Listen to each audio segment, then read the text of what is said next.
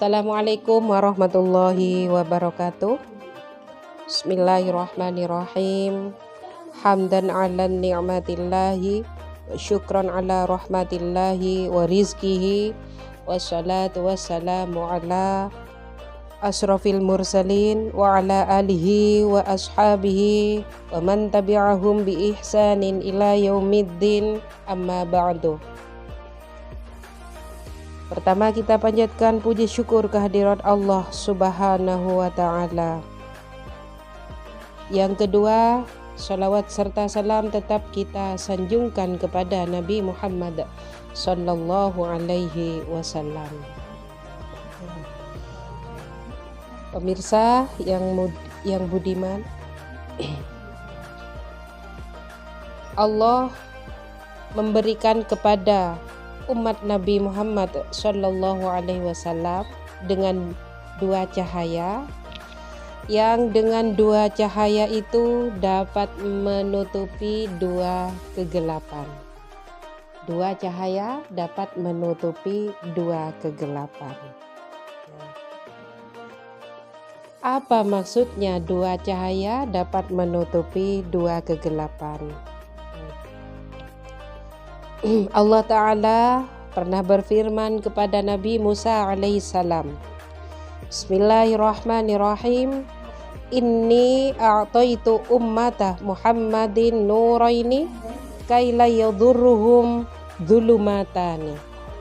Dauhnya Allah kepada Nabi Musa, sesungguhnya aku memberikan kepada umat Muhammad, umat Nabi Muhammad, dua cahaya supaya mereka tidak terkena bahaya dari dua kegelapan. Dua cahaya yang bisa menutupi dua kegelapan. Apa saja? Faqala Musa, kemudian Nabi Musa bertanya kepada Allah, apa ya Allah yang disebut dengan dua cahaya bisa menutupi dua kegelapan?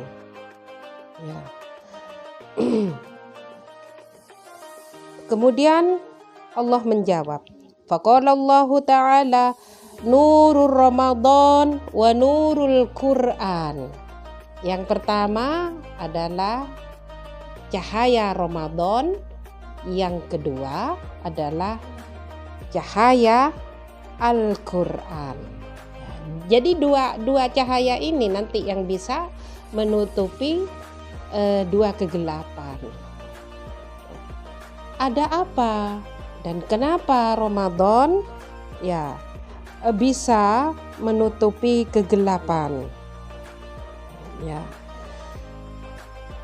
Faqala Musa, kemudian Nabi Musa bertanya lagi kepada Allah, wa madzulumatani ya Rabb, yang disebut dengan kedua kegelapan itu apa ya Rabb? Apa ya Allah? Mohon beri petunjuk ya. Qala Allah Ta'ala, kemudian Allah Ta'ala menjawab, zulmatul qabri wa zulmatu yaumil qiyamah. Yaumal qiyamah. Ya. Zulmatul qabri wa zulmatu yaumal qiyamah. Apa itu? Kegelapan kubur dan kegelapan hari kiamat. Nah, dua kegelapan ini bisa dihilangkan dengan dua cahaya. Cahaya Ramadan, kemudian cahaya Al-Quran. Kenapa? Makanya kita harus bersuka cita menyambut datangnya Ramadan. Jadi datangnya Ramadan itu jangan disambut dengan muka yang muram, dengan rasa pikiran yang susah. Misalnya, gimana ya nanti Ramadan? Apa ya rizki yang mau dibuat untuk belanja di bulan Ramadan? Nah, itu jangan dibuat muka yang masam. Dan disambutlah Ramadan dengan muka yang berseri-seri, yang bahagia, supaya kita mendapat cahayanya Ramadan itu sendiri. Kemudian yang kedua adalah cahaya Al-Quran. cahaya Al-Quran ini yang menjadi penolong kita kelak ya, yang menjadi penolong kita di kegelapan baik di alam kubur maupun di kegelapan yaumil kiamah. Ya. Ada banyak faktor yang menyebabkan seseorang mendapati kegelapan di alam kubur. Salah satunya adalah ketika orang yang sudah meninggal tetapi masih punya tanggung hutang lah ya ke manusia yang masih hidup. Hutang dalam bentuk apapun, sekecil apapun itu hutang harus dilunasi. Makanya biasanya ketika ada orang yang meninggal, jenazah mayit mau diberangkatkan ke kuburan, itu biasanya ada semacam sambutan. Apabila nanti ada persoalan hutang piutang, mohon berhubungan dengan ahli waris. Supaya apa? Supaya mayit itu tidak mendapat kegelapan di alam kubur. Supaya mayit itu bisa memperoleh cahaya dari Al-Quran. Nah, Al-Quran ini yang menemani mayit, menemani seseorang dari hidup sampai mati. Ya, dari hidup sampai mati dengan berwujud orang yang sangat tampan sekali. Ketika ditanya, "Siapa engkau?" Ketika malaikat bertanya, "Siapa engkau? Kok selalu ada di dekatnya mayit ini?"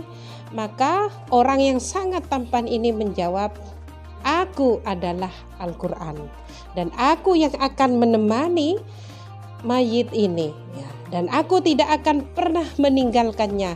Silahkan kalian lakukan yang menjadi tanggung jawab kalian itu," kepada malaikat Munkar Nakir yang mempunyai tugas untuk bertanya kepada setiap orang yang meninggal. Tetapi Al-Quran tetap menemani mayit itu sendiri ya.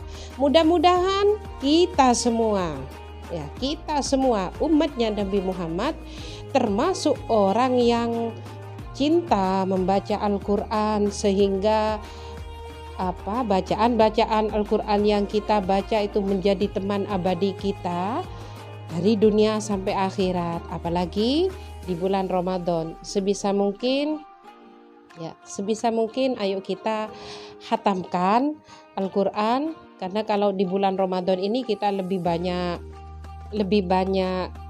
santainya ketimbang bekerjanya. Maka gunakan waktu itu untuk membaca Al-Quran. Jangan hanya ketika tadarrus saja, selesai tarawih kita baca Al-Quran, jangan sampai itu. Tetapi setiap ada kesempatan kita buka Al-Quran, kita targetkan. Misalkan 1 bulan dalam Ramadan itu bisa khatam berapa ya, minimal 3 kali mungkin, minimal. Kalau maksimalnya ya mungkin bisa 2 hari khatam 30 juz. Itu Masya Allah luar biasa ya ini.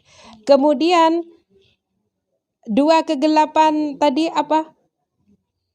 Kegelapan di kubur, kemudian kegelapan di akhirat.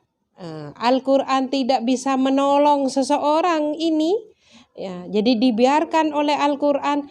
Kenapa? Ya karena memang tidak pernah menyentuh sama sekali Al-Quran, tidak membaca sama sekali Al-Quran. Bahkan ketika ada orang mengaji merasa risih, merasa terganggu lah, bahkan sampai keluar perkataan misalkan yang tidak baik. Misalkan, "Kenapa sih kok ngaji terus? Sudah waktunya istirahat tapi masih ngaji terus, mengganggu segala macam." Sedangkan dirinya tidak pernah membaca Al-Quran. Al-Quran yang ada pun sampai berdebu. Naudzubillah min dzalik. Ya. Semoga kita dijauhkan dari hal-hal yang seperti itu. Semoga kita tetap istiqomah walaupun 1 hari misalkan 1 lembar. Semoga kita tetap bisa membaca Al-Quran menjadi lampu kita di alam kubur sampai datangnya hari kiamat. Ya. Pemirsa yang dirahmati Allah, ya, mohon maaf apabila yang saya sampaikan ada kekeliruan. Ya, Saya hanya manusia biasa. Ya. Allah yang maha sempurna semoga menjadi pembelajaran buat saya pribadi ke depannya untuk menjadi orang yang lebih baik lagi. Wabillahi taufik wal hidayah. Wassalamualaikum warahmatullahi wabarakatuh. Mak mun